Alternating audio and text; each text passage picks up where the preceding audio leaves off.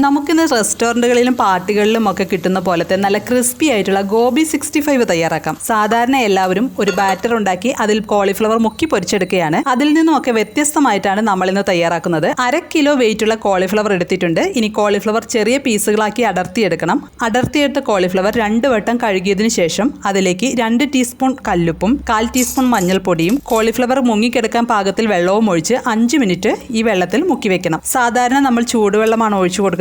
ഗോബി 65 ഉണ്ടാക്കുമ്പോൾ ചൂടുവെള്ളം ഒഴിച്ചു കൊടുക്കരുത്. കോളിഫ്ലവർ വെന്ത് സോഫ്റ്റ് ആയി പോകും. 5 മിനിറ്റ് വെള്ളത്തിൽ മുക്കി വെച്ചതിന് ശേഷം 2-3 വട്ടം നന്നായി കഴുകിയെടുക്കണം. അതിനുശേഷം ഒരു സ്ട്രെയിനറിലേക്ക് ഇട്ട് വെള്ളം ഊറ്റിയെടുത്ത് ഒരു മിക്സിംഗ് ബൗളിലേക്ക് കോളിഫ്ലവർ ഇട്ട് കൊടുക്കാം. അതിനുശേഷം 1.5 ടേബിൾ സ്പൂൺ ചെറുനാരങ്ങ നീര് കോളിഫ്ലവറിലേക്ക് ഒഴിച്ച് നല്ലപോലെ മിക്സ് ചെയ്യണം. ഇങ്ങനെ ചെയ്യുമ്പോൾ കോളിഫ്ലവറിന്റെ ഉള്ളിലേക്ക് ചെറുനാരങ്ങ നീര് നന്നായി പിടിക്കും. അടുത്തതായി ഉപ്പ് ചേർത്ത് മിക്സ് ചെയ്യണം.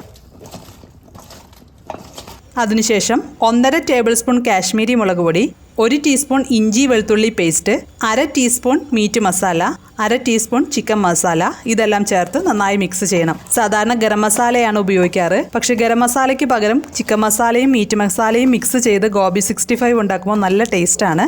എല്ലാം നന്നായി മിക്സ് ചെയ്തതിന് ശേഷം കുറഞ്ഞതൊരു 30 മിനിറ്റെങ്കിലും റെസ്റ്റ് ചെയ്യാൻ വെക്കണം.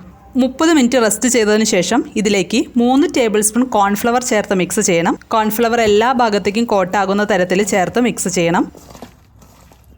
കോൺഫ്ലവർ ചേർത്ത് മിക്സ് ആക്കിയതിന് ശേഷം 3 ടേബിൾ സ്പൂൺ നല്ല ഫൈനായിട്ടുള്ള അരിപ്പൊടി ചേർത്ത് നന്നായി യോജിപ്പിക്കണം. അരിപ്പൊടി ചേർത്ത് മിക്സ് ചെയ്യുമ്പോൾ കോളിഫ്ലവറിൻ്റെ പീസുകളെല്ലാം ഇങ്ങനെ വിട്ട് കിടക്കും. കോൺഫ്ലവറിൻ്റെയും അരിപ്പൊടിയുടെയും അളവ് കോളിഫ്ലവറിൻ്റെ ക്വാണ്ടിറ്റിക്ക് അനുസരിച്ച് മാറ്റം ഉണ്ടാകും. കോളിഫ്ലവറിൻ്റെ എല്ലാ ഭാഗത്തേക്കും പൊടികൾ കോട്ടാവുന്ന തരത്തിൽ കോൺഫ്ലവറും അരിപ്പൊടിയും ചേർത്ത് കൊടുക്കണം. എല്ലാം നന്നായി യോജിപ്പിച്ചതിന് ശേഷം കുറച്ച് വെള്ളം തളിച്ച് ഒന്ന് നനച്ചെടുക്കണം. വെള്ളം ഒഴിച്ചു കൊടുക്കരുത്, തളിച്ചു കൊടുത്താൽ മതി. പൊടികളെല്ലാം ചേർത്തതിന് ശേഷം കുറച്ച് ഡ്രൈ ആയിട്ടുണ്ടാവും പുറത്തെ കോട്ടിങ്. അതൊന്ന് നനച്ചെടുക്കാൻ വേണ്ടിയിട്ടാണ് വെള്ളം ഒന്ന് തളിച്ചു കൊടുക്കുന്നത്. ഇനി നമുക്ക് കോളിഫ്ലവർ ഫ്രൈ ചെയ്യാം. കുറച്ച് കോളിഫ്ലവർ പീസുകൾ ചൂടായി കിടക്കുന്ന എണ്ണയിലേക്ക് ഇട്ട് കൊടുക്കാം. നല്ല ചൂടായി കിടക്കുന്ന എണ്ണയിലേക്ക് വേണം കോളിഫ്ലവർ ഇട്ട് കൊടുക്കാൻ.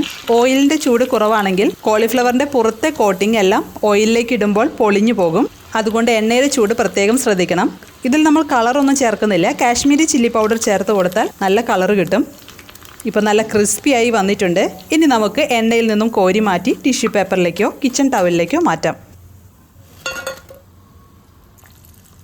കോളിഫ്ലവർ എല്ലാം വറുത്ത് കഴിയുമ്പോൾ ഗാർണിഷിങ്ങിന് വേണ്ടി 2 തണ്ട് കറിവേപ്പില ഓയിലിലേക്കിട്ട് വറുത്ത് കോരണം.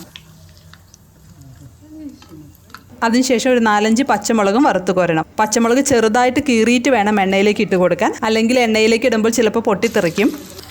ഗോബി 65 റെഡി ആയിട്ടുണ്ട്. നല്ല ക്രിസ്പിയാണ്. ഇതുപോലെ ഒരു പ്രാവശ്യമെങ്കിലും ഒന്ന് തയ്യാറാക്കി നോക്കണം കേട്ടോ. നല്ല പെർഫെക്റ്റ് ആയിട്ട് കിട്ടും. എല്ലാവരും തയ്യാറാക്കി നോക്കി അഭിപ്രായങ്ങളും നിർദ്ദേശങ്ങളും കമൻറ്റ് ചെയ്യണം. അപ്പോൾ പുതിയൊരു വീഡിയോയുമായിട്ട് നമുക്ക് വീണ്ടും കാണാം. താങ്ക്